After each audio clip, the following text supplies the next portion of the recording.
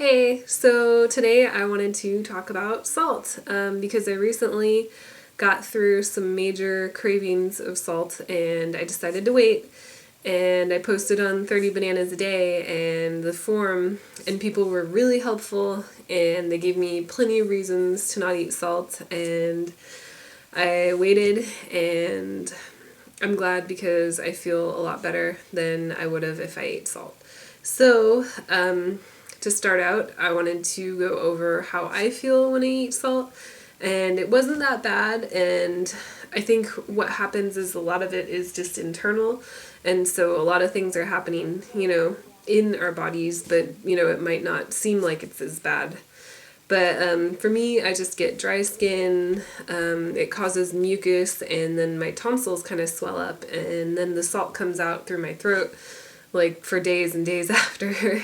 So, I mean, it's not the best thing, but, it's not the worst thing either that could happen. So, I was on the verge of considering it actually, and so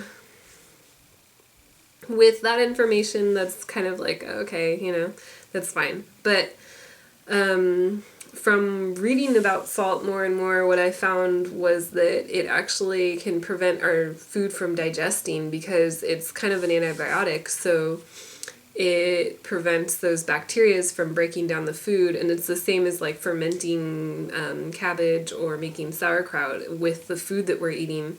We're doing that internally when we eat salt, so it prevents things from being broken down all the way, and it gets in the way of digesting our foods. So that's not the worst thing in the world, but it does more than just that. It actually kills our taste buds also, and so we want more and more salt because we can't actually taste the food that we're eating, we're just tasting the salt. And when it kills off the taste buds, then we need more of that flavor to taste the salt again. And which isn't really the best thing, but it's not the worst thing either. And then another thing is that it's dehydrating and it causes water retention. And that is something that, I'm still getting through, is all the water retention, I think. And that can cause all kinds of things, and it can prevent our bodies from actually healing from, whatever we're trying to heal with. So the final thing that I wrote down on my list was that it causes high blood pressure. And this is definitely, this is medical fact, and it's that's not something that I think anyone would want to purposely cause.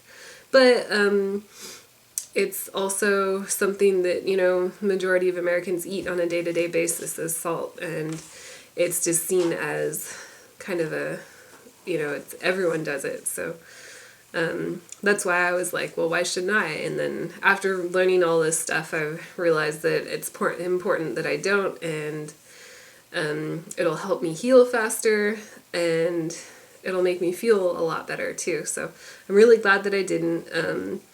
And also I wanted to mention that there are plenty of sources of natural sodium that's great for the body, and we actually need sodium. So to get sodium in natural sources, what I do is I eat celery, spinach, and tomatoes, and you can also find it in leafy greens too. So there's plenty of sources out there, and you don't need to eat salt. It is tough though. For me, I'm on, I think, about a month or two of no salt now, and it's not easy. It's totally worth it though, and it will make you feel better and better, and you just have to stick with it. And I guess the way I think of it is that, my entire life I've been eating salt basically in pretty much almost every meal. And so it's going to take a lot of time to get through all of that and to reverse all of those effects. And it's not a quick thing, but it's great, it's worth it, and it makes our health just so much more lasting. And it's good once you get to the final results. I've been feeling better and better, and I've been able to exercise more and more, and I've had more energy, so I'm definitely sticking with it.